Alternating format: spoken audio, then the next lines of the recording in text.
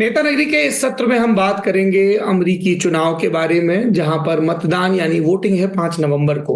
हालांकि अमेरिका में early voting का भी प्रावधान रहता है, यानी ऐसा नहीं है कि एक ही दिन सभी 50 राज्यों के वोटर्स लाइन लगाकर वोट डालें। पहले भी you can cast your vote. अब आप लोगों को लग रहा होगा कि नेता नगरी में हिंदुस्तान की पॉलिटिक्स पे चर्चा होती है, आज अमेरिकी पॉलिटिक्स पर चर्चा क्यों हो रही है? दरअसल जिस तरह से भारतवंशियों का प्रभाव बढ़ा है, उसी तरह से भारत के लोगों की रुचि बढ़ी है। भारत से जितने बड़े पैमाने पर लोग अमेरिका जाते हैं पढ़ाई के वास्ते, काम के वास्ते, उनमें से कई लोग वहां बसने का विकल्प चुनते हैं। इन सब वजहों से पिछले कई दशकों में भारतीय स्वर मजबूत हो गए हैं।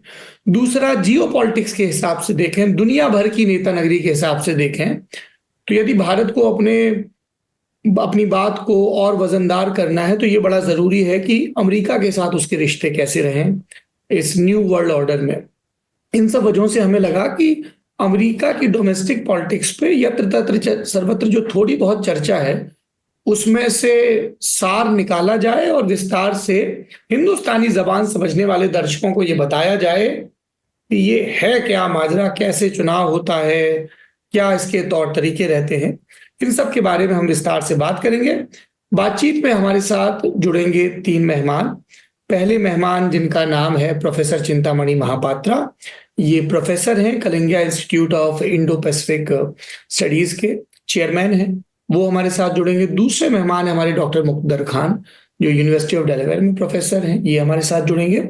और तीसरे मेहमान वॉशिंगटन डीसी से हमारे साथ जुड़ेंगे रोहित शर्मा जी, सीनियर जर्नलिस्ट हैं।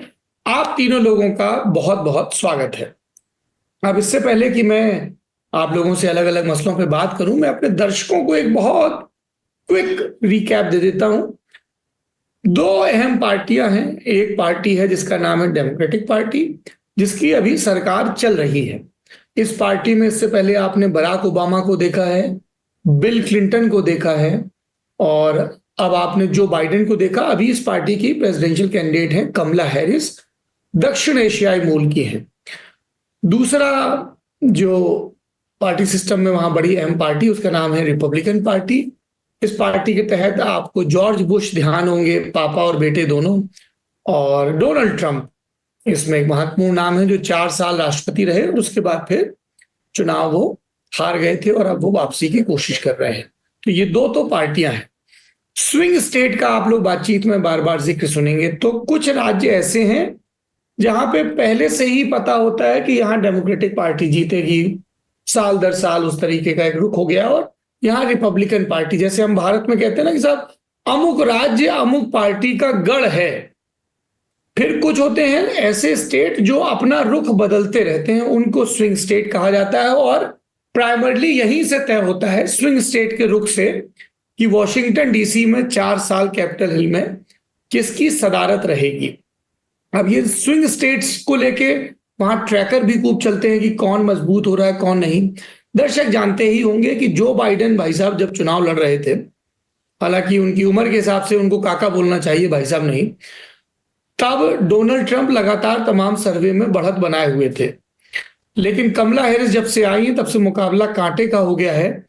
और उसके बाद डोनाल्ड ट्रंप के मंच पर जब एक कॉमेडियन ने प्यूर्तो रिको नाम के टापू को लेके भद्दा मजाक किया और उसको कूड़ा घर बता दिया, तो प्यूर्तो रिको के जो लोग हैं जो अलग अलग राज्यों में हैं वो बहुत खफा हैं। और इसमें एक पेंसिल्वेनिया भी है जो एक बड़ा स्विंग स्टेट है। इन सब के बारे में आपसे विस्तार से बात करेंगे।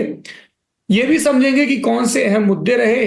जो एबीसी न्यूज की टीवी डिबेट हुई जी, वहां पे ये बड़ा महत्वपूर्ण होता है प्रेसिडेंशियल डिबेट, और वहां पे टीवी चैनल कैंडिडेट्स को बुलाते हैं और वो बातचीत भी करते हैं। हालांकि जितनी होनी चाहिए थी उतनी नहीं हुई, उसका क्या रुख रहा इस पर बात करेंगे। भारत के पॉइंट ऑफ व्यू से समझने की कोशिश करेंगे। सबसे पहले मैं रुख करूंगा डॉक्टर मुकद्दर खान का। सर, हमारे व्यूअर्स को पहले तो ये बताइए कि इंडिया के पॉइंट ऑफ व्यू से ये इलेक्शन क्यों इंपॉर्टेंट है, फिर हम इलेक्टोरल इश्यूज पर आएंगे। देखिए, इंडिया के लिए इसलिए इम्पोर्टेंट है कि आपको याद होगा पिछले 4-5 साल से प्राइम मिनिस्टर मोदी ने क्वाड नाम की एक इंटरनेशनल जियोपॉलिटिकल अलायंस पर काफ़ी तवज्जो दी है, जिसमें अमेरिका, ऑस्ट्रेलिया और जापान भी शामिल है। और जब गलवान का एपिसोड हुआ और उसके बाद अरुणाचल प्रदेश, दोनों जगह जब चाइना ने थोड़ा बॉर्डर पर इंट्रूजन किया, उसके बाद से India has been aligning with the Quad, ज़्यादा अमेरिका के तरफ से काफ़ी स्ट्रेटेजिक हथियार वगैरह हासिल करने की कोशिश की जा रही है। तो बेसिकली कि इंडिया की जो मिलिट्री कैपेसिटी है, इंटेलिजेंस कैपेसिटी है, उसे बढ़ाने की। और दूसरी चीज़ ये है कि अमेरिका पिछले 10-15 साल से अपनी जो ग्रैंड स्ट्रैटेजी है वो बदल दिया है। अब वो चाइना को दुनिया का सबसे बड़ा थ्रेट मानता है, और चाइना को बैलेंस करने के लिए, चाइना की जो ताकत बढ़ रही है उसको बैलेंस करने के लिए वो इंडिया को एक बहुत अहम पार्टनर के तौर पे देखा जाता है, और इंडिया को वो मजबूत बनाने की कोशिश कर रहा है। आपके सुनने वालों को पता ही होगा कि आजकल में इंडिया ने 31 ड्रोन्स खरीदे हैं अमेरिका से, $3.8 बिलियन को लेकर।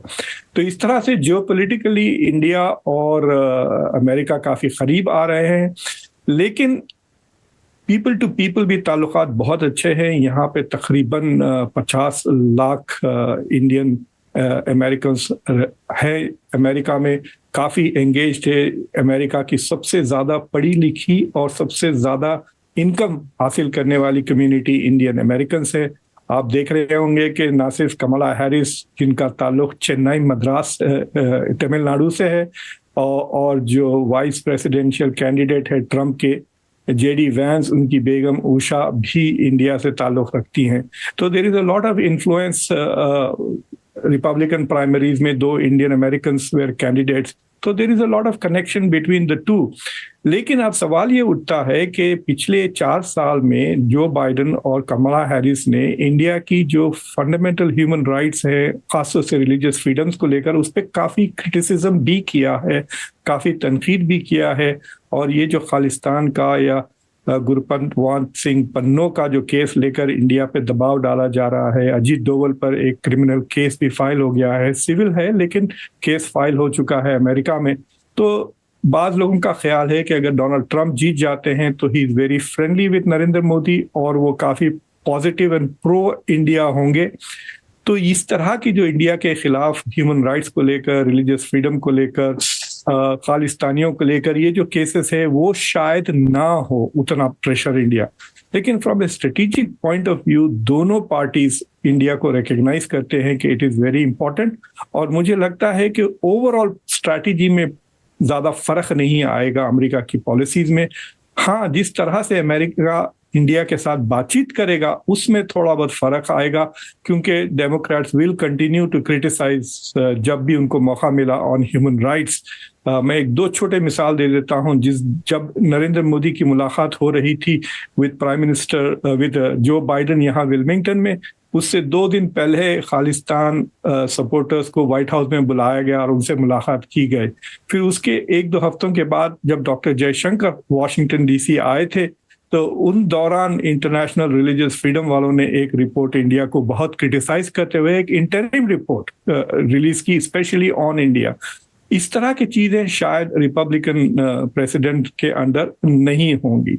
तो यही फर्क है, वरना अदरवाइज जो मेन इश्यूज है दोनों पे इट इज ए बाईपार्टिसन। जिस तरह से इजराइल के साथ अमेरिका में एक बाईपार्टिसन अप्रोच है, धीरे धीरे वो इंडिया की तरफ भी वैसा ही होते जा रहा है।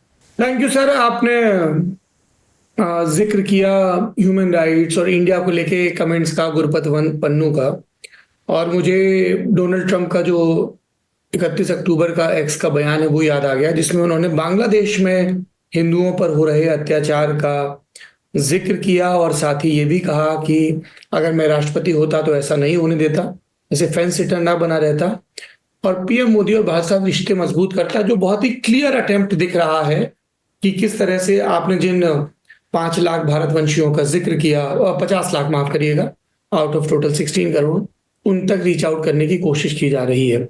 तो एक पहलू ये है जो ऑप्टिक्स में दिखता है कि कमला हैरिस का भारत कनेक्शन है या जेडी वेंस की पत्नी उषा का है, पर दूसरी तरफ वो भारतवंशी भी हैं जो ये देख रहे हैं कि सिर्फ जन्म का इंडिया कनेक्शन नहीं, इंडिया का। अब उनके सामने एक कैच 22 सिचुएशन कई लोग मान रहे हैं कि डोनाल्ड ट्रंप बयानों में अपने रुख में भारत के दोस्त दिखते हैं, लेकिन वीजा कितना इजी रहेगा ये एक भारत से जाने वाले लोगों की बड़ी चिंता रहती है, और डोनाल्ड ट्रंप की हमने पूरे 4 साल देखा है कि जो उनको वापस से अमेरिका को महान बनाना है, तो उसके लिए चीन से, भारत से जितनी आउटसोर्सिंग उन सबको वापस लाना है और ट्रेड के लेवल पे वो सख्ती बरतनी है।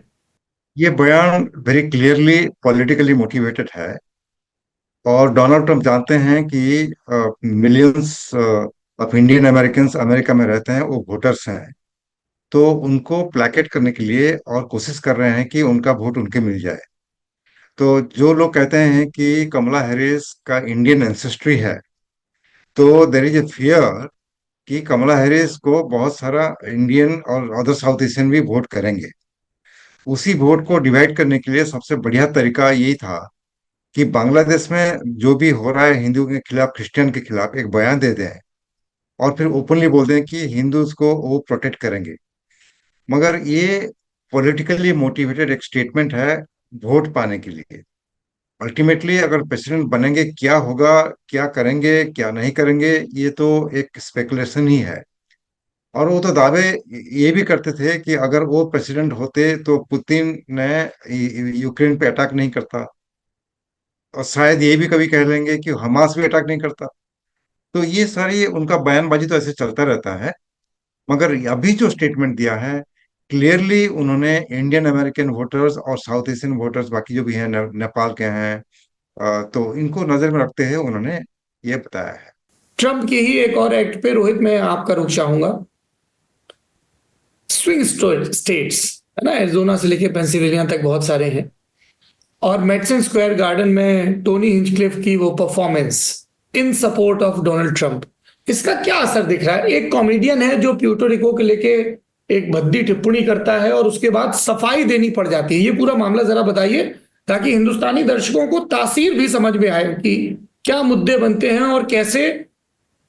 ये भी एक बड़ी चीज है, दर्शक ध्यान दें कि बड़ी बड़ी हस्तियां, वो टेलर स्विफ्ट हो सकती हैं, वो एलन मस्क हो सकते हैं, इंडस्ट्रियलिस्ट हो, सिंगर हो, खुल के सामने आते हैं कि मैं कमला हैरिस के साथ हूं या मैं डोनाल्ड ट्रंप के साथ हूं। रोहित शर्मा जी। देखिए Saurabh, thank you so much for having me first. बहुत इंपॉर्टेंट बात है ये जो आपने कही कि किस तरह से जो बयान दिया गया था मेडिसन स्क्वायर गार्डन में 3 दिन पहले एक्चुअली, और उस संडे की जो रैली थी, उस रैली में जब ये बात कही गई थी, तो उस समय ऐसा लगा था, क्योंकि देखिए डोनाल्ड ट्रंप का जो एक रेटरिक रहा है, बार बार उन्होंने बात की है किस तरह से इमिग्रेंट्स जो है इस देश को कमजोर बना रहे हैं, इलीगल इमिग्रेंट्स इस देश में आ रहे हैं, रेसिज्म को लेकर उनका जो अप्रोच रहा है वो काफी हद तक एकदम ऑफेंसिव पे रहा है। तो जब एक कॉमेडियन ने मेडिसन स्क्वायर गार्डन में इतनी बड़ी बात कही, हाँ भले हालांकि वो जोक्स थे नहीं थे वो बात और है, लेकिन द फैक्ट कि इतनी बड़ी रैली, जिसे क्लोजिंग आर्गुमेंट्स रैली का नाम दिया गया था, कि यहां से अब उनका प्लेटफॉर्म जो है बदलेगा नहीं, क्योंकि चुनाव में करीबन सिर्फ तब से 1 हफ्ता रह गया था।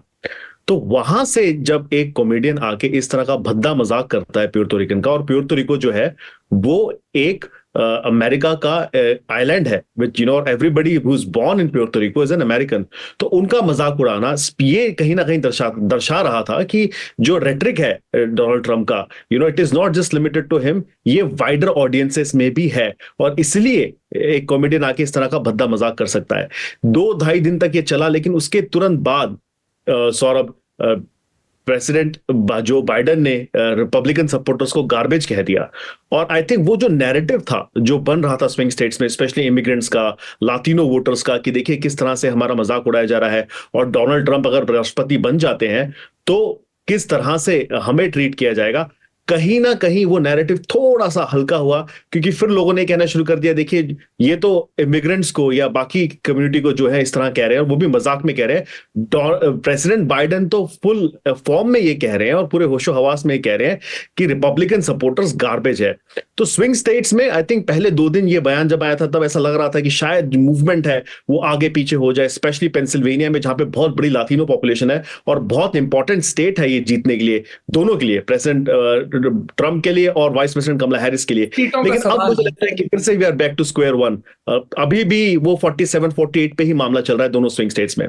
थोड़ा सा रोहित, अगर आप हमारे व्यूअर्स को ये स्विंग स्टेट कौन कौन से हैं उनके बारे में बता सकें। देखिए ट्रेडिशनली माना जाता है कि विस्कॉन्सिन, मिनेसोटा, ओहायो, अब ओहायो तो नहीं खैर इतना, पेंसिल्वेनिया और मिशिगन, ये जो स्टेट्स हैं, ये 4-5 स्टेट्स यूजुअली डिफाइन करते हैं कि अमेरिकन प्रेसिडेंसी कौन जीतेगा। जैसे कि आपने कहा था कि गढ़ है कई, जैसे कैलिफोर्निया हो गया डेमोक्रेट्स का, टेक्सास हो गया रिपब्लिकन्स का, लेकिन ये जो स्टेट्स हैं इसमें स्विंग वोटर्स रहते हैं, इंडिपेंडेंट वोटर्स रहते हैं, जो ये निर्धारित करते हैं कि राष्ट्रपति कौन बनेगा। लेकिन इस साल क्योंकि ये रेस बहुत ज्यादा क्लोज है, इसमें 3 स्टेट्स और जुड़ गए हैं, और वो 3 स्टेट्स है एरिजोना, जॉर्जिया और नॉर्थ कैरोलिना। तीनों स्टेट में रेस बहुत क्लोज है। यूजुअली माना जाता है कि एरिजोना, इस चुनाव 2020 के चुनाव से पहले, कि एरिजोना जो है वो रिपब्लिकन सेफ स्टेट था, जॉर्जिया भी कई हद तक रिपब्लिकन स्टेट सेफ था, नॉर्थ कैरोलिना भी ऐसा था। लेकिन पिछले 4 साल में स्पेशली जब से जो बाइडेन ने एरिजोना और जॉर्जिया का चुनाव जीता 2020 में, उसके बाद से नॉर्थ कैरोलिना का नाम बार बार इसलिए आ रहा है, सौरभ, मैं बताना चाहता हूं अपने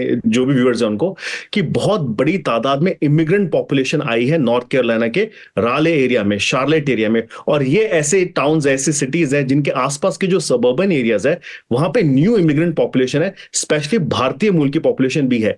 इसलिए नॉर्थ कैरोलिना जैसा स्टेट भी स्टेट ऑफ प्ले में आ गया है, जिसे कहा जा रहा है कि शायद वो भी एक रास्ता बना दे राष्ट्रपति कौन बनता है उसके लिए। तो इसके अलावा जैसे कि मैंने कहा, पेंसिल्वेनिया, मिशिगन दोनों बहुत इंपॉर्टेंट स्टेट है, और एडवर्टाइजमेंट के हिसाब से अगर आप देखें, ऐसा कोई चैनल नहीं बचा मिशिगन में या पेंसिल्वेनिया में या नॉर्थ कैरोलिना में जहां पे आप टीवी स्विच करें और आपको पॉलिटिकल ऐड ना मिले, आप अपने यूट्यूब पे जाए आपको पॉलिटिकल ऐड ना मिले, आपके फेसबुक पे, इंस्टाग्राम पे, ट्विटर पे, हर जगह आपको 2 ही चेहरे दिखते हैं, कमला हैरिस और डोनाल्ड ट्रंप। और ये बहुत इंपॉर्टेंट बात है क्योंकि दोनों कैंपेन को ये पूरा विश्वास है कि अगर कहीं पे मामला बिगड़ता है और अगर एरिजोना को फ्लिप कर दिया गया या नॉर्थ कैरोलिना को फ्लिप कर दिया गया, तो शायद एक और रास्ता बन सकता है प्रेसिडेंसी के लिए। तो ये 7 स्टेट्स को हर कोई बहुत क्लोजली देख रहा है। और देखिए, चुनाव से अभी हम 4 दिन पहले बैठे हैं और अभी तक कोई नहीं बता सकता कि ये चुनाव कौन जीतने वाला है। इसलिए ये जो रेस है बहुत टाइट है, और ये स्विंग स्टेट्स का जो रोल है बहुत ज्यादा महत्वपूर्ण हो गया है। दर्शकों को यहाँ याद दिला दें, अमेरिकी जो सिस्टम है कि कुल 538 इलेक्टोरल वोट, जो 270 के पार गया वो राष्ट्रपति बन गया। लेकिन ये जरूरी नहीं कि आपको ज्यादा वोट मिले तो ही आप चुनाव जीते हैं। विनर टेक्स इट ऑल वाला मामला है। और 2016 में हमने इसकी वानगी देखी जब डोनाल्ड ट्रंप को 46.1% वोट मिले ओवरऑल, हिलेरी क्लिंटन को 48.2% वोट मिले। लेकिन जो महत्वपूर्ण राज्य थे जहां पे नंबर ऑफ सीट्स बहुत ज्यादा थी, जैसे कैलिफोर्निया, वहां पे कौन जीतता है इससे बहुत डिसाइड हुई।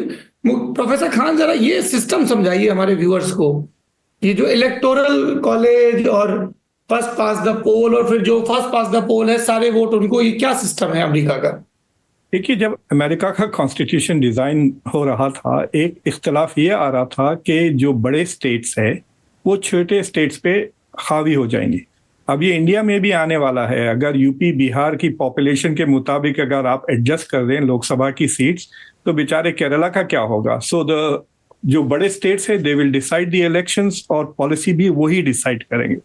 तो इन्होंने एक इलेक्टोरल कॉलेज क्रिएट किया जिसमें जितने कांग्रेस के मेंबर्स हैं सारे के सारे, यानी पार्लियामेंट के जो हमारा लोकसभा है 438 सीट्स हैं, वो सीटें, और जो सेनेट है जिसमें हर स्टेट को 2 सीट मिलती हैं, उनको मिला दें तो 538 ये सीट हो जाए। तो प्रेसिडेंशियल इलेक्शन में आपको इलेक्टोरल कॉलेज वोट जीतना है। तो उसमें क्या होता है, जब वोटिंग होती है, जो यहाँ का जो कांग्रेस है उसमें तो बड़े स्टेट्स डोमिनेट कर लेते हैं, जिस तरह से टेक्सास है, कैलिफोर्निया है, 40 से ज्यादा सीटें हैं, न्यूयॉर्क। लेकिन सेनेट में सारे स्टेट्स बराबर हैं। मेरा स्टेट जो डेलावेयर में रहता हूँ, हमारे पास 1 मिलियन भी लोग नहीं है, लेकिन वी हैव 2 सेनेटर्स। कैलिफोर्निया जिसके 40 मिलियन से ज्यादा लोग हैं, उनमें भी दो सेनेट सीट है। तो इलेक्टोरल कॉलेज वैसा बना दिया गया है, और ये इलेक्टोरल कॉलेज में आपको बेसिकली 538 में मेजॉरिटी, 270 इलेक्टोरल कॉलेज। तो अगर आप सोचिए आप अगर कैलिफोर्निया भी जीत गए, टेक्सास भी जीत गए, तो आपके जो ओवरऑल पॉपुलर वोट है वो बहुत ज्यादा आ सकता है। लेकिन आप अगर इसको कहते हैं कि आप सेलेक्ट करके स्टेट्स जीत जाए ताकि आपके इलेक्टोरल कॉलेज में 270 से ज्यादा आए, तो you will become the president. और वही हुआ 2000 में जॉर्ज डब्ल्यू बुश को जो है सो इलेक्टोरल कॉलेज जीत गए, लेकिन पॉपुलर वोट वो हार गए। जॉन क्विंसी एडम्स जो 5वें प्रेसिडेंट थे, उनका साथ भी यही हुआ। डोनाल्ड ट्रंप के साथ भी हुआ, अब कह रहे हैं कि इट इज पॉसिबल कि कमला हैरिस के साथ भी ऐसा हो सकता है कि शी में lose the popular vote but win the electoral college vote. तो इसमें ये जो स्टेट्स है कि अमेरिका में थोड़ा पब्लिक काफी मूव होती है सर, तो इसलिए भी पॉपुलेशन की नौयत थोड़ी बदलते रहती है। और there is shift in the demographics, यानी पहले ज्यादातर जो वाइट कम्युनिटी थी वो रिपब्लिकन वोट करती थी, लेकिन अब कॉलेज में जो वाइट लोग पढ़े हुए हैं, कॉलेज एजुकेटेड, वो डेमोक्रेट्स की तरफ लीन होने लग गए हैं। इस वजह से भी जो स्टेट्स हैं वो सडनली प्ले में आ गए हैं, खासतौर से नॉर्थ कैरोलिना, जॉर्जिया, ये दो स्टेट्स जहां पे बहुत ज्यादा हाईली एजुकेटेड पॉपुलेशन है, इसलिए Democrats have made that state viable. तो पहले जो डेमोक्रेटिक कैंडिडेट्स होते थे उनको जरूरी था कि वो पेंसिल्वेनिया, मिशिगन, मिनेसोटा और विस्कॉन्सिन, इसको रस्ट बेल्ट कहते हैं जो नॉर्थ में है, वो जीतना बहुत जरूरी था, वरना वो हार जाते थे। रिपब्लिकन्स को चाहिए कि वो ओहायो और फ्लोरिडा डेफिनेटली जीते, लेकिन अब ये हो गया है कि कमला हैरिस के लिए पोटेंशियली दो रास्ते हैं जीतने के लिए, which is Pennsylvania, Michigan, Wisconsin या नॉर्थ कैरोलिना, जॉर्जिया और एरिजोना।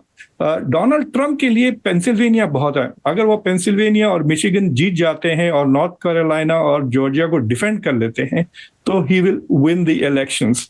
लेकिन अभी तो सारे के सारे जो बैटल ग्राउंड स्टेट्स कहते हैं, ये स्विंग स्टेट्स, उनमें स्टैटिस्टिकल एरर के अंदर है जो मार्जिन है, या तो Donald Trump is leading by 1 या कमला हैरिस बाय 1 या इक्वल है।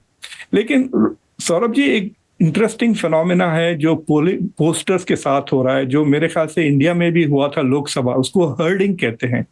तो क्या कहते हैं ये पोस्टर्स, अपने आप को, अपने रेपुटेशन को बचाने के लिए दे ऑल बिगिन टू पोल इन सच अ वे कि आपको पता ही नहीं, मतलब कोई गलती नहीं होगा ना, आप कह रहे हैं कि मार्जिन ऑफ एरर है, ट्रंप भी जीत सकते हैं, कमला हैरिस भी जीत सकते हैं, तो इलेक्शन के बाद जो भी रिजल्ट आए कोई पोस्टर गलत नहीं होगा। तो one point that is coming out of this, इसके हर्डिंग के वजह से इट इज क्वाइट पॉसिबल कि ये सारे के सारे posters, election polling is kind of waste, because yes, they are playing it safe and telling us कि anybody can win, तो उसमें क्या फायदा है, anybody can win। और एक important फर्क ये है कि ऑलरेडी 60 मिलियन वोट पड़ चुके हैं सौरभ जी, यानी तकरीबन half of the voters have already voted. और हमारे पास तो अब तो अर्ली पोलिंग इन पर्सन हो रही है, यानी पहले तो मेल इन बैलेट कर रहे थे कोविड की वजह से 2020 में, लेकिन अब people are sending in mailing ballots. मैं खुद आज आपके शो के बाद जाकर वोट डालने वाला हूं, तो by November 5th we probably would have already voted. लेकिन इट इज क्वाइट पॉसिबल कि हमको November 5 या November 6 या 1-1.5 महीने तक शायद रिजल्ट ना आए, क्योंकि both the parties are getting ready for questioning the elections, और वकीलों की फौजें जमा कर ली हैं। और एक डेवलपमेंट ये हुआ है कि अमेरिका में बाद रिपब्लिकन्स को कहते हैं इलेक्शन डिनायर्स, जो वो लोग मानते ही नहीं कि 2020 में डोनाल्ड ट्रंप ने इलेक्शन हारा था।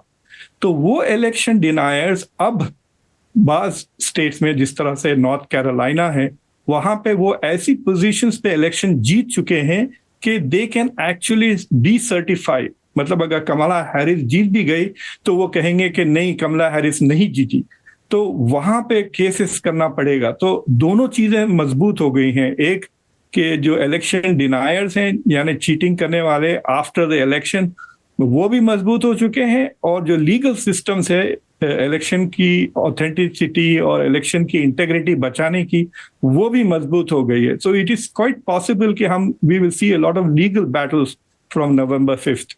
Rohit ji, just to add some Indian context to it, जैसे हमारे यहाँ जब कोई पार्टी हार जाती है तो बोल देते हैं कि साहब ईवीएम में खामी थी। इलेक्शन कमीशन को लेकर आलोचना होती है, होनी भी चाहिए जहां कहीं भी लगता है। अमेरिका में हमने देखे कैपिटल हिल के दंगे 2020 के नतीजों के बाद, डॉक्टर खान ने तो जिक्र किया ही है। क्या आसार लग रहे हैं apart from the legal battle, जो भी वर्डिक्ट आएगा आसानी से स्वीकार किया जाएगा, या दोनों तरफ से फिर से वो चीटिंग हो गई टाइप का वो रहेगा? अल्लाह देखिए सौरभ, इसमें दो चीजें हैं। पहली चीज तो ये है कि कई counties with in the states उनके ऐसे रूल बने हुए हैं कि अगर थोड़ा बहुत बैलेट का अंदर रहता है, अगर कोई 100, 200, 300 उनके थ्रेशोल्ड बने हैं, उतना क्लोज है बैलेट्स का, तो उसकी रिकाउंटिंग अपने आप होती है। और ये हमने देखा था 2000 के चुनाव में, बुश वर्सेस गोर में भी काफी काउंटीज अपने आप रिकाउंटिंग कर रही थी, क्योंकि बहुत मामला क्लोज हो जाता है। तो we will probably see some of that, क्योंकि इतना बताया जा रहा है, इतना क्लोज इलेक्शन होने वाला है, तो शायद हो सकता है। और उसमें जो प्रोफेसर साहब कह रहे थे कि उसमें we will see lawsuits और वो सारी चीजें। दूसरा जो आप कह रहे हैं कि अगर कोई पार्टी चुनाव हार जाती है तो क्या स्वीकार करेंगे, मुझे लगता है डेमोक्रेटिक पार्टी जरूर स्वीकार करेगी। अगर कमला हैरिस हार जाती है तो उन्होंने बार बार ये बात कही है कि उनके पास कोई विकल्प नहीं है, अगर चुनाव हार जाते हैं तो हार जाते हैं। लेकिन डोनाल्ड ट्रंप ना आज तक ये उन्होंने नहीं कहा कि वो 2020 का चुनाव हारे थे। उन्हें हमेशा कहते हैं कि उनसे चुराया गया था, उन्हें हराया गया था, वोटर फ्रॉड हुआ था। उनके जो वाइस प्रेसिडेंशियल कैंडिडेट है जेडी वेंस, वो भी बार बार यही बात कहते हैं। और आप किसी भी रिपब्लिकन कैंपेन ऑफिशियल से बात कर लीजिए, ऑन द रिकॉर्ड बात कर लीजिए, वो कहते हैं कि डोनाल्ड ट्रंप चुनाव तभी हार सकते हैं जब इस चुनाव में धांधली हो। तो इस तरह की जो एक नैरेटिव है ये अभी से सेट कर दी गई है। और जहां तक वायलेंस का सवाल है, बिल्कुल इंटेलिजेंस एजेंसीज ने कहा है कि इस तरह के कई स्टेट्स हैं जहां पे शायद इलेक्शन के रिजल्ट्स ना माने जाए। मैं नाम लेना चाहूंगा, शायद एरिजोना, जॉर्जिया, जहां पे रिपब्लिकन जो गढ़ माने जाते हैं, तो वहां पे वायलेंस होने की पूरी आकांक्षा है। एक एडवांटेज ये है ओवर 2020, इसकी फिलहाल प्रेसिडेंट जो बाइडेन है और उनके पास अथॉरिटी है। जिस तरह से डोनाल्ड ट्रंप ने जनवरी 6 के दिन अपनी अथॉरिटी यूज नहीं की थी, डिले की थी नेशनल गार्ड्स को बुलाने के लिए, वो राइट्स को रोका जा सकता था, पर डोनाल्ड ट्रंप ने नहीं किया था वो सब। मुझे लगता है कि अगर इस बार इस तरह का कोई वायलेंट एक्ट होता है, क्योंकि प्रेसिडेंट जो बाइडेन है, मुझे लगता है कि यहां पे इन प्लेस अभी फिलहाल एक ऐसा एडमिनिस्ट्रेशन है जो इस तरह का रिपीट नहीं होने देगा। लेकिन जो रिपब्लिकन कंट्रोल स्टेट्स हैं, काउंटीज हैं, सिटीज हैं, मुझे लगता है वहां पे इलेक्शन डिनायर्स और वायलेंस होने की संभावना जताई जा रही है। और पूरी उम्मीद भी की जा रही है कि ऐसा होगा और उसके लिए प्लान्स भी बनाए जा रहे हैं। लेकिन डेमोक्रेट्स की तरफ से ऐसा नहीं लगता कि वो डिनाई करेंगे। हाँ, लॉ सूट जरूर हो सकते हैं, लेकिन वो इलेक्शन रिजल्ट को डिनाई बिल्कुल नहीं करने वाले। ये टीवी डिबेट और टीवी डिबेट में अच्छी परफॉर्मेंस करने का किस तरह से फर्क पड़ता है? जैसे हमने 10 सितंबर को देखा एबीसी की डिबेट, और उसमें आई कैन सेफली से कमला हैरिस ने ध्वस्त कर दिया डोनाल्ड ट्रंप को। मतलब वो बिल्कुल उनका अब्बा डब्बा चब्बा टाइप का हो रखा था। वो वही चीजें बार बार रिपीट कर रहे हैं, मैं एक दिन में यूक्रेन की जंग खत्म कर दूंगा। बिल्कुल वो जो पॉन्जी स्कीम वाले नहीं होते हैं, 30 दिन में पैसा डबल करें, 7 दिन में अंग्रेजी बोलना सीखें, उस टाइप के थे। जबकि ये बहुत मतलब इनफैक्ट डोनाल्ड ट्रंप के आने से पहले इन डिबेट्स में एक अलग लेवल दिखता था इंटेलेक्ट का, है ना? तो उन्होंने उसको बहुत ही मतलब बफूनीकरण कर दिया, इफ आई कैन से, कि you can say anything and you can say things which are not factually correct as well. तो मतलब वो डिबेट में भी उनका फैक्ट चेक चल रहा होता है, मतलब post truth, and you can blame the medium as well. I am sure Trump के खिलाफ बहुत सारे बायसेस भी रहे होंगे लोगों के। और ये भी एक सत्य है कि अगर कोई आदमी एक पॉपुलर मैंडेट लेके आता है, that means he is representing something जो so called liberal intelligentsia and polished debates में नहीं दिख रहा था। वो भी एक चेहरा है। अगर न्यूयॉर्क टाइम्स और वॉशिंगटन पोस्ट एक चेहरा है, CNN एक चेहरा है, तो फॉक्स न्यूज भी एक चेहरा है। Nobody can deny that. पर मुझे हमारे दर्शकों को ये बताइए आप दोनों लोग कि इन डिबेट से होता क्या है? परसेप्शन बिल्डिंग होती है, जो फ्लोटिंग वोट है वो अपना मूड बनाता है, या सिर्फ एकेडमिक बहस के लिए हो जाता है? अच्छा, इनका स्टांस ये, इनका स्टांस ये। किस तरह से अप्रूवल रेटिंग पे फर्क पड़ता है? Doctor Khan, will start with you, then will go to Rohit. तो there are several things that are going on in the debates. तो एक तो पहला सबसे चीज ये है कि जो बाइडेन की प्रेसिडेंसी डिबेट के वजह से खत्म हो गई। अगर उनका उतना खतरनाक और इतना मतलब बैड परफॉर्मेंस नहीं होता तो वो शायद आज वो कैंडिडेट होते, because he had won the primaries, मतलब उनका हक था टू रन फॉर इलेक्शन। तो यू कांट से कि डिबेट्स आर इररेलेवेंट फुल्ली, क्योंकि जो बाइडेन को कहते हैं ना बड़े बेआबरू होके तेरे कोचे से हम निकले, ये हिस्ट्री में पहली बार हुआ है। लेकिन there are many things happen. For example, जब मैं बहुत एक्टिव था 2000 के इलेक्शन, तो जॉर्ज बुश ने मुसलमानों को प्रॉमिस किया था कि मैं कहूंगा इन द डिबेट्स कि I will create a Palestinian state. तो उसने सेकेंड डिबेट में कह दिया कि मैं जुलाई सो एंड सो डेट भी दे दी उसने कि मैं अगर प्रेसिडेंट बना तो मैं पैलेस्टीनियन स्टेट क्रिएट कर दूंगा। तो उसमें क्या हुआ कि he won the Arab and Muslim vote. तो डिबेट्स में कई चीजें, अगर आपको याद होगा लास्ट टाइम 2020 में जो बाइडेन ने इंशाल्लाह कह दिया डिबेट्स में, वो इतना वो फैल गई वो बात। तो there are small small things that happen कि वो इस तरह के कंस्टिट्यूएंसीज को, अगर डोनाल्ड ट्रंप जो उन्होंने दिवाली पे कहा कि मैं बांग्लादेश में हिंदुओं को और क्रिश्चियनों को, माइनॉरिटीज की हिफाजत करूंगा, अगर वो डिबेट में कह देते, you can imagine what a big impact it would have had. लेकिन दो चीजें जनरली होती हैं डिबेट्स में, वो ये है कि देखिए अमेरिका काफी बड़ा मुल्क है, मतलब compare to India it is very small, but we are the third biggest population में, तकरीबन 340 मिलियन लोग हैं, और जिसमें से 1-2 मिलियन आर मतलब पॉलिटिक्स क्रेजी, जो हर रोज पोलिंग चेक करते हैं, अखबार पढ़ते हैं। बाकी के लोग नेटफ्लिक्स से खुश हैं, फुटबॉल खेलते हैं, they are all very busy. तो they focus on elections on just during the debates और इलेक्शन के बिल्कुल करीब। तो उनके लिए sometimes the new candidate is an introduction. For example, कई मिलियंस ऑफ लोग पहली बार शायद कमला हैरिस को इतना क्लोजली वॉच करेंगे अबाउट हर, बिकॉज वो प्राइमरीज में बहुत जल्दी आउट हो गई थी वो 2020 में। तो इन दैट सेंस कि जो नया कैंडिडेट है, दे गेट एन अपॉर्चुनिटी कि मैं कैसा हूं, मेरे पॉलिसीज कैसे हैं वो प्रेजेंट। बट यूजुअली जो रियल इम्पैक्ट होता है वो एंथुसियाज्म पे होता है, वोटर एंथुसियाज्म। अगर आपका कैंडिडेट अच्छा परफॉर्म करता है तो you get enthusiastic and you go and vote, और अगर आपका कैंडिडेट जरा परफॉर्मेंस अच्छा नहीं करता है तो थोड़ा आप डिप्रेशन में आ जाते हैं और वोटर मोबिलाइजेशन में प्रॉब्लम्स होते हैं। दूसरी चीज ये है कि ये जो आर्ग्यूमेंट्स वगैरह जो काफी कोऑर्डिनेटेड और प्रैक्टिस्ड होते हैं, उस पे ज्यादा तवज्जो नहीं जाती है, क्योंकि पिछले 5 साल में आपने देखा होगा, 2 हफ्ते पहले इकोनॉमिस्ट का एक स्पेशल इश्यू आया था कॉल्ड ट्रम्पिफिकेशन ऑफ अमेरिकन पॉलिसी। तो वो कह रहे हैं कि हर मुद्दे पर अगर आप ऑयल एंड गैस को देख लें, या आप इमिग्रेशन को देख लें, या आप दूसरे पॉलिसीज पे देख लें, Democrats have moved very close to the position जहां पे ट्रंप थे।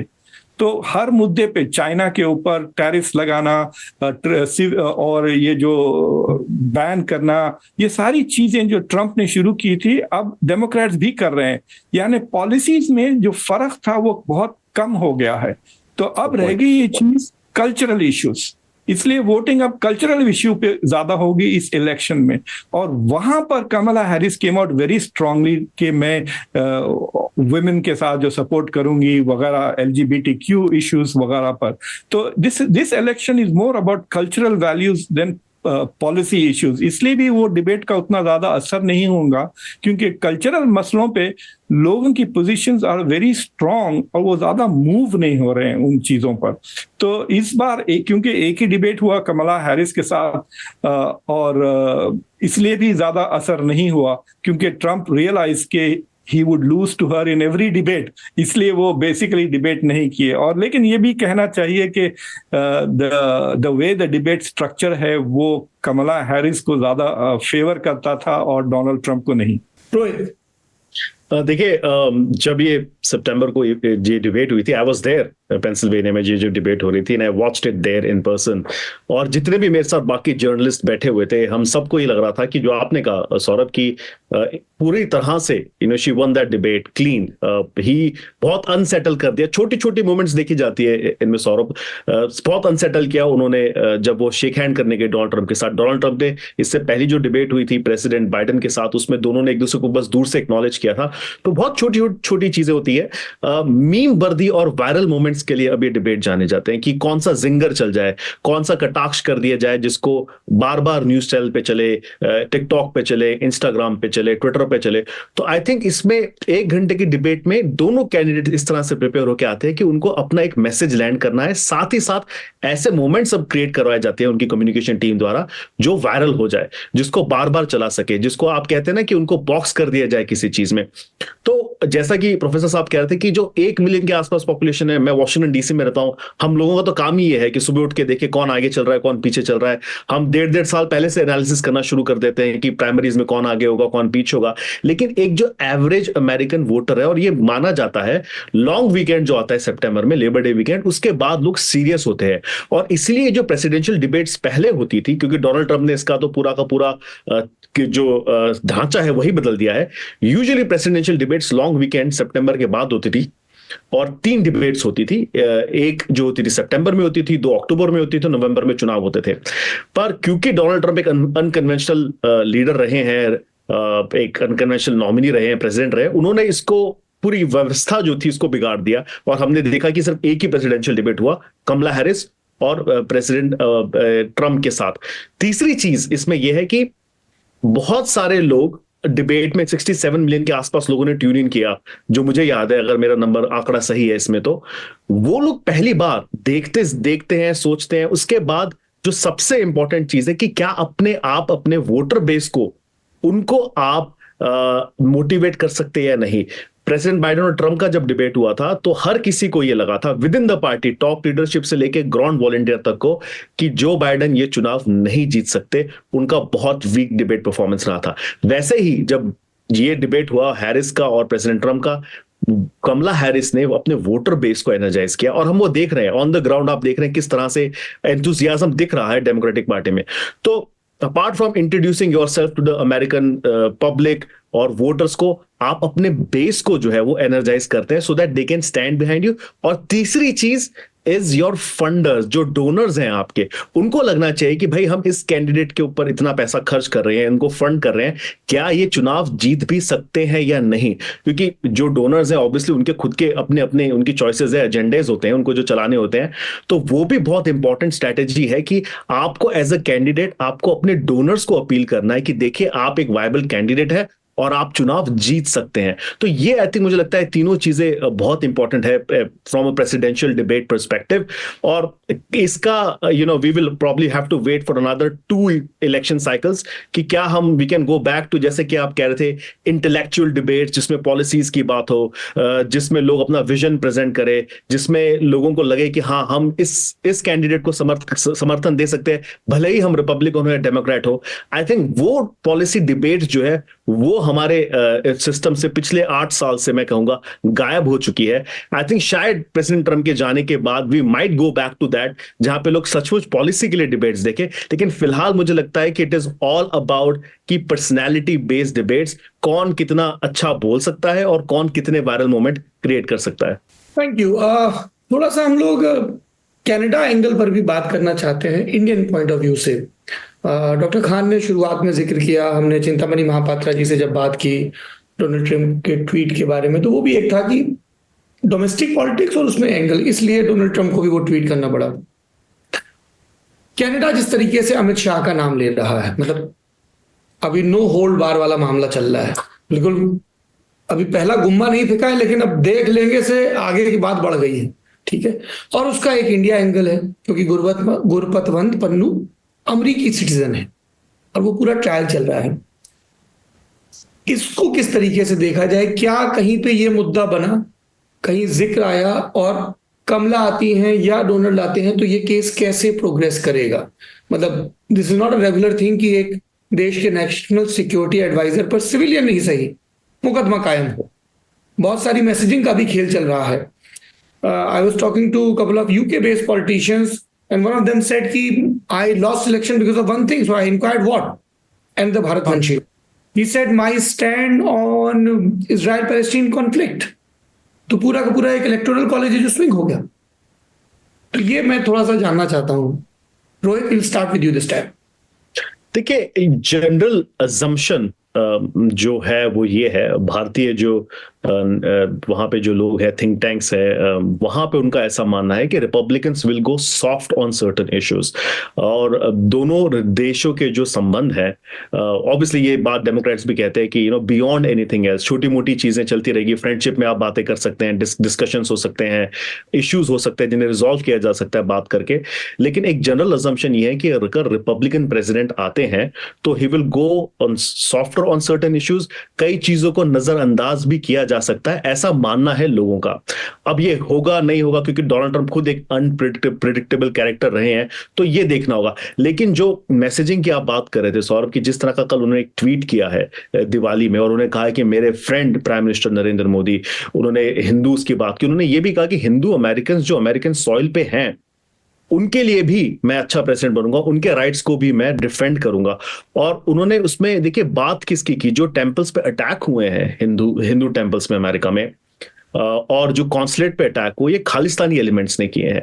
तो कहीं ना कहीं वो एक मैसेजिंग देने की भी कोशिश कर रहे हैं वोटर्स को, या जो भी पॉलिसी वॉचर्स है उनको, कि ही विल मेक श्योर कि इस तरह की चीजें शायद ना हो। जैसा कि प्रोफेसर साहब ने पहले कहा था कि जब प्रधानमंत्री मोदी आए तो व्हाइट हाउस के ऑफिशियल्स मिल रहे थे खालिस्तानी लोगों से और उनके कंसर्न सुन रहे थे। उस तरह की मीटिंग्स शायद इन एलिमेंट्स को ना मिले, उस तरह की जो मैसेजिंग है जो यहां से फिलहाल हो रही है डेमोक्रेटिक पार्टी के डेमोक्रेटिक एडमिनिस्ट्रेशन से, वो सारी चीजें शायद उस नहीं हो, ऐसा लोगों का मानना है। साथ ही साथ बिल्कुल आपने सही कहा कि देखिए मिशिगन जो स्टेट है, इस स्टेट में ये प्ले में इसलिए आया है, ये स्विंग स्टेट इसलिए बन पा रहा है बहुत मतलब जोर शोर से, क्योंकि अरब मुस्लिम अमेरिकन कह रहे हैं कि जो गाजा में हो रहा है उसके प्रति जो बाइडेन की जो पॉलिसीज रही है वो सही नहीं रही है, और वो वोट नहीं करना चाहते जो बाइडेन को और कमला हैरिस को। एक बकायदा मूवमेंट बनाई गई है, अबैंडन हैरिस मूवमेंट, और कहा जा रहा है कि आप घर रहिए, आप वोट मत कीजिए। तो जब इस तरह की चीजें होती है तो ऑब्वियसली ये अगेन ये geopolitical scenarios are making sure कि हमारे जो यहाँ के जो लोकल जो पॉलिटिशियंस है प्लस वोटर्स है वो बिल्कुल इंपैक्ट करता है। और कहीं ना कहीं इसी को चलते हुए मुझे लगता है कि डोनाल्ड ट्रंप ने ये इतना बड़ा ट्वीट किया, क्योंकि बहुत क्लोज चुनाव है, 2% वोट इधर और उधर से ये चुनाव निर्धारित हो सकता है। और डोनाल्ड ट्रंप कोशिश कर रहे हैं कि जो इंडियन अमेरिकन है, और मैं इस पर स्पेसिफाई करूंगा, Indian American aunties and uncles जो फर्स्ट जनरेशन है, जो 70s और 80s और 90s में यहां आए थे, मैं सेकेंड जनरेशन की बात नहीं कर रहा हूं, उनको अपनी तरफ केंद्रित करने की कोशिश कर रहे हैं, क्योंकि ऐसा माना जाता है कि वो भारत जो कर्म भूमि की बात थी, जन्मभूमि की बात थी, वो ज्यादा ग्रेविटेट होंगे टुवर्ड्स दिस मैसेजिंग। तो कहीं ना कहीं ये कोशिश की जा रही है डोनाल्ड ट्रंप द्वारा, और ये माना जाता है कि वो अगर आएंगे तो भारत के प्रति उनका रुख जो है थोड़ा सा सॉफ्ट होगा। डॉक्टर खान, देखिए जो इंडियन अमेरिकन वोटर है, इट इज थोड़ा डबल स्टैंडर्ड वाला वोटर है।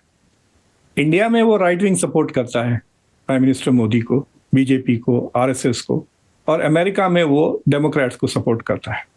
तो मेजॉरिटी ऑफ इंडियन अमेरिकन्स जो है सो डेमोक्रेटिक वोटर्स हैं। अभी भी पोलिंग में आपको नजर आ रहा है कि they are leaning more towards Kamala Harris than they are leaning towards the Donald Trump, क्योंकि इसमें हाईली एजुकेटेड वुमेन हैं, तो they obviously don't like what Donald Trump is. और जो इंडियन अमेरिकन के जो बच्चे हैं, the next generation, they are all college educated, they are all leaning Democrats. So very few Republicans आपको मिलेंगे बिलो द एज ऑफ 40 जो Indian Americans हैं। तो डोनाल्ड ट्रंप ने पिछले 2-3 हफ्तों में ही हैज रियलाइज के अगर आप 1 महीना पहले गए तो there was lot of enthusiasm for Kamala Harris. तकरीबन $500 मिलियन उन्होंने 4 हफ्तों में रेस किए। तो he started going for what is called micro targeting. तो मिशिगन में उन्होंने जाके एक्चुअली मुसलमानों का एंडोर्समेंट जीतने की कोशिश की, वेयर ही एक्चुअली अनाउंस के जैसा मैं प्रेसिडेंट बन जाऊंगा पहले दिन ही गाजा की जंग रुक जाएगी। यानी जो बाइडेन बात कर रहे हैं सीज फायर की 1 साल से, वो he is promising with in the first day. तो इस तरह के वो हर कंस्टिट्यूएंसी कुछ चीजें प्रॉमिस कर रहे हैं in the hope of taking away some of the democratic coalition में से वोट्स। लेकिन ये जो खालिस्तान का मसला वगैरह है, America has handled it very differently from Canada. Canada में मेरे ख्याल से India is making a strategic error by treating these two as अलग अलग सिचुएशंस। यानी सिमिलर केसेस हैं, सिमिलर ऑपरेशंस है। इंडिया इज एक्सेप्टिंग अमेरिका के क्रिटिसिज्म। उन्होंने एक इंक्वायरी कमेटी भी बरकरार कर दी और उसके बाद उस कमेटी को यहाँ भेज दिया। लेकिन उस कमेटी के बाद जो बयान जो स्टेट डिपार्टमेंट के ऑफिशियल्स दिए वो इंडिया में ज्यादा रेजोनेट नहीं हो रहे। उन्होंने कहा we want meaningful accountability from the Indian government. कोई ये नहीं पूछता कि what do you mean by meaningful accountability. रॉ का वो एजेंट तो अब रॉ में काम नहीं करता, जो यादव है उसका नाम, तो are they asking for Ajit Doval's resignation? Are they asking कि अमित शाह को निकाल दें होम मिनिस्ट्री से और कहीं जाए? What is the US saying? ये इस पे कोई डिस्कशन ही नहीं होता इंडिया में, ना रिपोर्टर्स पूछते हैं प्राइम मिनिस्टर से या किसी से। लेकिन I think you should treat them together, because America is using Canada like a stick to beat India. तो कनाडा में ये सारे बयानात पब्लिक जा रहे हैं, and this is not the end of the escalation ladder. मुझे लगता है कि जितना इंडिया डिनाई करते गया उतना Canada will be forced to go public with more and more of their investigative results. Singapore में जो मीटिंग हुई अजीत डोवल के साथ, जो कैनेडियन पुलिस का, उस मीटिंग के अभी हमको ज्यादा चीजें रिवील नहीं हुए, लेकिन उसमें काफी तफसीलन डिस्कशंस हुए हैं। So both the countries are demanding. लेकिन इसका मैं आपको बता सकता हूँ, अमेरिका में कोई इलेक्टोरल इम्पैक्ट नहीं होगा ये खालिस्तानी मूवमेंट को लेकर। बहुत ही छोटा है। Pannun is an American, but Pannun is also a Canadian citizen. तो कनाडा में अलबत्ता there will be some election related असरात ऑफ द खालिस्तान एपिसोड, क्योंकि निज्जर को एक्चुअली मारा गया वहां पर। पन्नो को लेकर I don't think there is any major significance. और यहाँ पर जो सिख कम्युनिटी है वो उतनी बड़ी नहीं है, और जो प्रो खालिस्तान मेरे ख्याल से पन्नों के अलावा बहुत ही कम लोग हैं। आई थिंक यू कैन प्रोबेबली के 200-300 से ज्यादा शायद उसके सपोर्टर्स नहीं हो गए अमेरिका में। So they are not going to have any major election, ना किसी डिबेट्स में दैट इश्यू केम अप, क्योंकि सेनेट में हियरिंग्स जरूर हुए हैं। They are called transnational repression के नाम से, कि India is indulging in transnational repression. लेकिन मैं इंडिया में वो लोग जो समझते हैं कि डोनाल्ड ट्रंप की पॉलिसीज विल बी डिफरेंट, वो गलत है, क्योंकि this is a department of justice issue. तो जो भी अटॉर्नी जनरल बन के आएगा, he is going to follow through with his processes. जो गवर्नमेंट के प्रोसेस है, जो गवर्नमेंट के लॉज हैं, they will continue to demand the accountability. तो जो अमेरिका में जो केसेस चल रहे हैं वो बंद नहीं होने वाले हैं ट्रंप के जीतने से। सिर्फ फर्क ये आएगा कि पब्लिक में इंडिया की कम क्रिटिसिज्म होगी compare to if the democrats win. और ये सारे मसलों पर आप ये you can bet on that कि there will be less criticism, except on the issue of Christians. अगर इंडिया में क्रिश्चियंस के खिलाफ कुछ होता है इन सम स्टेट्स, जैसा कि मणिपुर का सिचुएशन है, so if there is violence against Christians, then Republicans and जो क्रिश्चियन एक्टिविस्ट है वो they will become more powerful under Donald Trump than they were under Kamala Harris. So that is the difference, कि इन चीजों पर ये public में ज्यादा discussion नहीं होगा, लेकिन इलेक्शन पे कुछ ज्यादा असर नहीं होगा। सौरभ, आखिरी सवाल, हमारे देश में चुनाव होते हैं हिंदुस्तान में, तब फ्रीबीज का चलन आता है, नाम फैंसी दिए जाते हैं, वजहें अच्छी गिनाई जाती हैं, अर्थशास्त्री माथा पीटते रहते हैं, फिस्कल प्रूडेंस की बात करते हैं, पर वो सुनाई नहीं जाती कि साहब अमुक लाभार्थी को डायरेक्टली या इनडायरेक्टली इतना कैश मिलेगा, ये सुविधाएं मिलेंगी। बड़े बड़े प्रोजेक्ट्स की बात होती है, नेशनलिज्म, हिंदू खतरे में है, मुसलमान खतरे में है, किसानों की बात होती है, राष्ट्रवाद का मैंने जिक्र किया, तरक्की, हिंदुस्तान कैसे डेवलप हो, इन सब पर बात होती है। अमेरिका में जब चुनाव होते हैं तब कौन से मुद्दे हैं जिनको लेके मुठभेड़ होती है, जरा ये हमारे दर्शकों को बताइए। रोहित। देखिए, फिलहाल जैसे कि आपने फ्री बीज और रेवड़ी की बात की, ऐसा होता है, टैक्स कट्स अनाउंस किए जाते हैं कि हम एक तबके को टैक्स कट देंगे या टैक्स बढ़ाएंगे, तो वो बातें होती है। प्रॉमिसेस किए जाते हैं हेल्थ केयर को लेके कि हेल्थ केयर को जो है उसे फिक्स किया जाएगा, फ्री किया जाएगा, कॉस्ट ऑफ मेडिसिन जो है उसे कम किया जाएगा।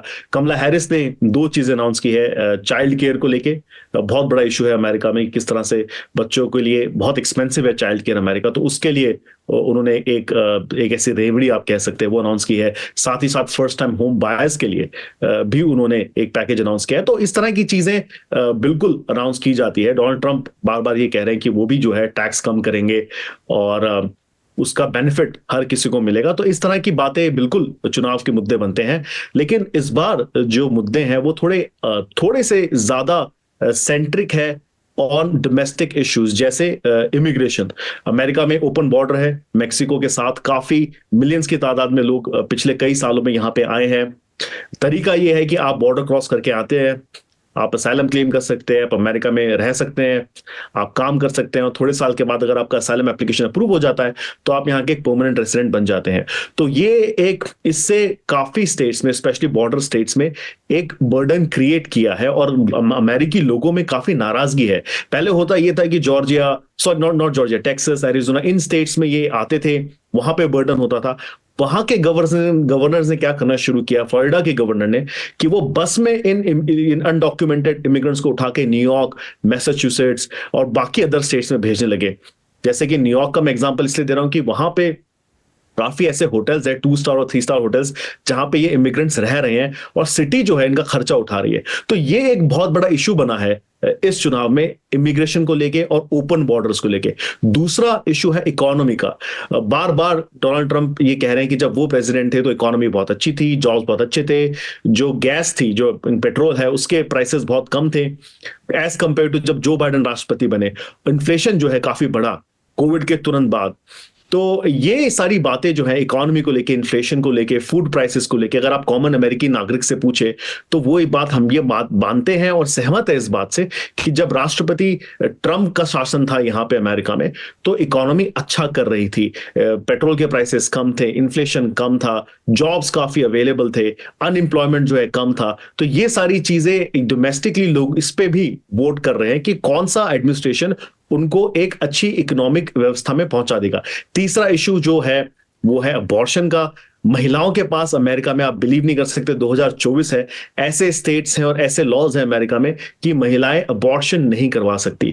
उसको लेके कमला हैरिस ने एक बहुत बड़ा इंपॉर्टेंट मुद्दा और इशू बनाया है अबॉर्शन को लेके, अबॉर्शन एक्सेस का, कि फीमेल रिप्रोडक्टिव राइट्स कितने मायने रखते हैं। और अगर ट्रंप आते हैं और उनका प्रोजेक्ट 2025 जो है वो इंप्लीमेंट हो जाता है तो किस तरह से फीमेल्स के पास चॉइस नहीं होगी अबॉर्शन को लेके, और ये आई थिंक एक बहुत बड़ा मुद्दा है।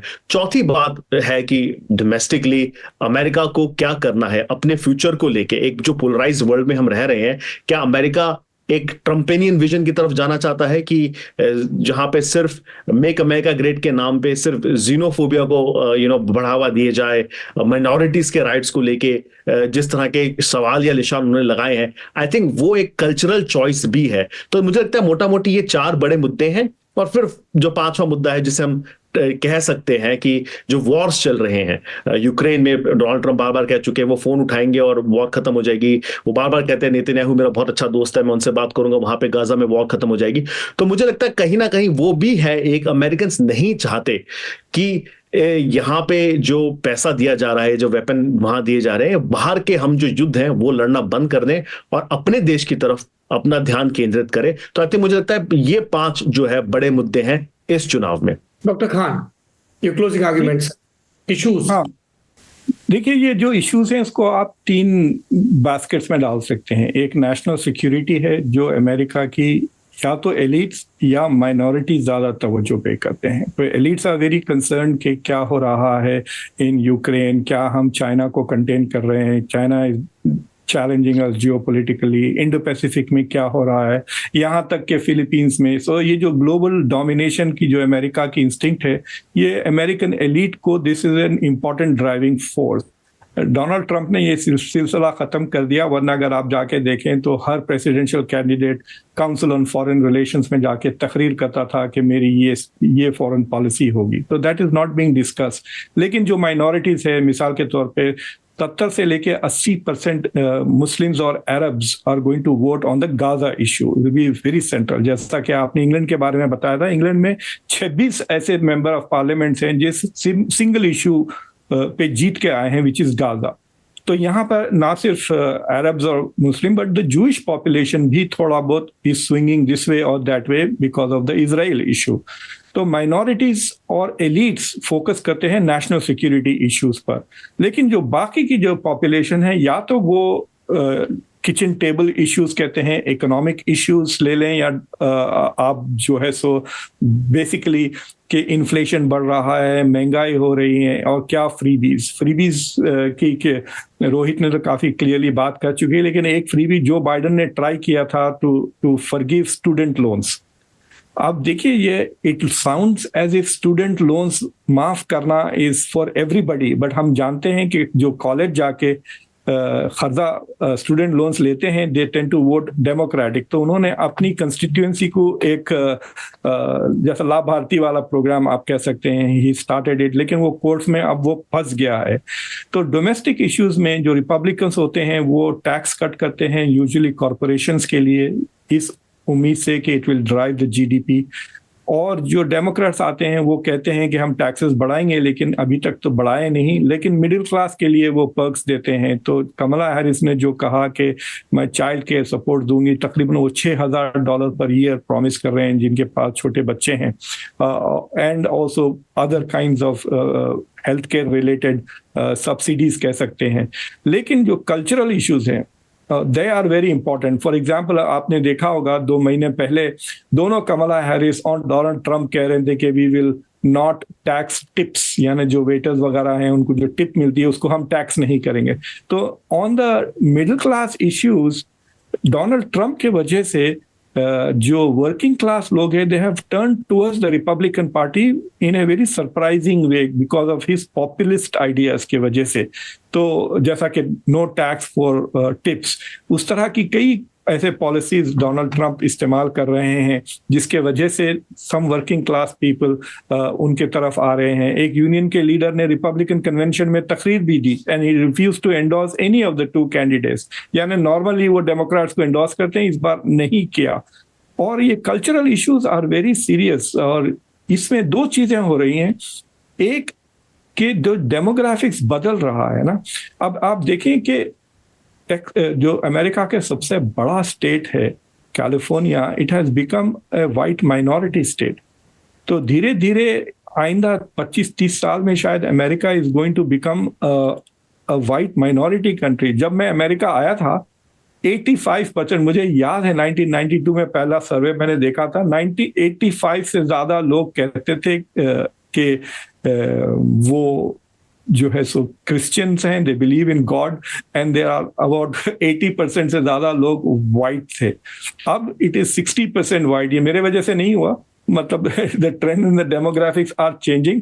अब 60% से कुछ ज्यादा रह गए हैं वाइट्स, और everything is changing. For example 2-3 साल पहले Harvard university became white minority university. तो इस तरह से हर जगह वाइट जो पॉपुलेशन है इज लूजिंग इट्स मेजॉरिटी, और वो बहुत परेशान है कि उनकी country is going to be taken away by the foreigners, और ये हिंदू मुस्लिम आएंगे और अपनी व्हाइट हाउस में ये अपनी छोटे छोटे मूर्तियां लगा देंगे, हमारा क्रिश्चियन जुड़े क्रिश्चियन ट्रेडिशन खत्म हो जाएगा, white people will become second class citizens in their own country. इस तरह के फियर्स पैदा हो गए हैं।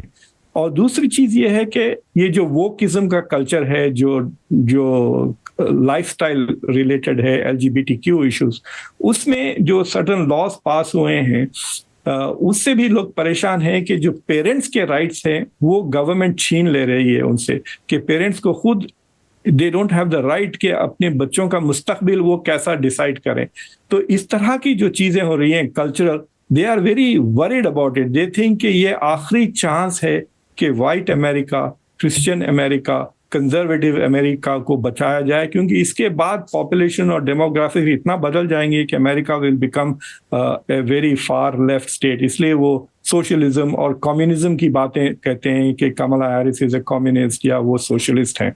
तो बस यही 3 एरियाज हैं। एलिट का जहां तक सवाल है वो नेशनल सिक्योरिटी पे फोकस्ड है, वर्किंग क्लास लोग इकोनॉमिक्स वगैरह पे ज्यादा फोकस करते हैं, और बाज लोग जिनके लिए कल्चरल वैल्यूज बहुत इंपॉर्टेंट है, they are focusing on cultural issues. Thank you professor Mahapatra, आपके साथ भी हमने मुद्दों पे बात की। आखिरी सवाल इन चुनाव के नतीजों के भारत और अमेरिका पर पड़ने वाले रिश्तों के बारे में है सर। भारत के लिए दोनों में से कोई भी ना अच्छा है ना बुरा है, क्योंकि हमने देखा है डेमोक्रेटिक पार्टी के एडमिनिस्ट्रेशन और रिपब्लिकन पार्टी के एडमिनिस्ट्रेशन दोनों ने इंडिया के साथ अपना रिलेशनशिप को आगे बढ़ाना चाहते हैं और स्ट्रांग बनाना चाहते हैं, क्योंकि इंडो पैसिफिक एरिया में जिस टाइप का इंस्टेबिलिटी है या पोटेंशियल फ्लैश पॉइंट है या इकोनॉमिक अपॉर्चुनिटीज है, तो इन्हें इसको नजर में रखते हुए वो चाहते हैं कि इंडिया एक ऐसा एक महत्वपूर्ण एक सिग्निफिकेंट देश है। इंडिया के बिना ना उनका इकोनॉमिक गेन होगा इंडो पैसिफिक में ज्यादा, और ना इंडिया के बिना उनका स्टेबिलिटी रखना संभव होगा। तो दोनों नेताओं ने वही पॉलिसी फॉलो करेंगे। मगर बाकी सारे मुद्दे को देखेंगे, बायलैटरल मुद्दे को देखेंगे जिसमें मतभेद है, तो वो मतभेद तो चलता रहेगा। जैसे एक इशू है रिलीजियस फ्रीडम पे जो रिपोर्ट आता है, उस पे भारत और अमेरिका के बीच मतभेद काफी है। और दूसरी तरफ देखेंगे कि टेररिज्म इशू पे भी भारत और अमेरिका के बीच काफी मतभेद है। अमेरिका चाहता है कि अगर वो चाहें तो किसी को भी एक टेररिस्ट डिक्लेयर करके किसी भी देश में घुस के उसको मार मार के जमीन में भी गाड़ सकते हैं। मगर भारत अगर एविडेंस भी देता है कि एक आदमी एक टेररिस्ट है और वो अमेरिका में रहता है, ना उसके खिलाफ वो कुछ कार्रवाई करते हैं, और दूसरा तो ये कहते हैं कि इंडिया ने extra territorial extra judicial killing करने के लिए कोशिश कर रहा है करके एलिगेशन आया है। पन्नून का केस को मैं इंडिकेट कर रहा हूँ। तो इसी मुद्दे पे डिफरेंसेस है। और देखिए इवन जो हिजबुल्लाह है, हिजबुल्लाह के खिलाफ जो कार्रवाई चल रही है, अमेरिका तो डिक्लेयर किया है हिजबुल्लाह एक टेररिस्ट ऑर्गेनाइजेशन है। इंडिया का पॉलिसी अलग है। तो टेररिज्म इशू पे भी दोनों देशों के बीच मतभेद है। तो ऐसे बहुत सारे मुद्दे पे, जैसे चाइना पे भी, चाइना पे सबका ये मानना है कि अमेरिका चाइना को कंटेन करना चाहता है। और अमेरिका को ये मालूम है कि इंडिया कभी भी कोई कंटेनमेंट स्ट्रेटजी को ना सपोर्ट करेगा, ना अमेरिका के साथ एक अलायंस पॉलिटिक्स बनाएगा। तो ये सारे जो मतभेद ये चलता रहेगा, चाहे वो कमला हैरिस हो या डोनाल्ड ट्रंप हो। ये मेरा मानना है। ऑन दैट नोट, आप तीनों मेहमानों का बहुत बहुत शुक्रिया, professor Mahapatra, professor Khan and Rohit ji. Thank you so much. और अगले हफ्ते फिर आपको तंग करेंगे, क्योंकि तब तक नतीजे आ चुके होंगे। बहुत बहुत शुक्रिया। आज का नेता नगरी यहीं पर समाप्त होता है। एक बार फिर से दुनिया भर में फैले लल्लनटॉप के दर्शकों को दीपावली की ढेर सारी शुभकामनाएं। प्रणाम।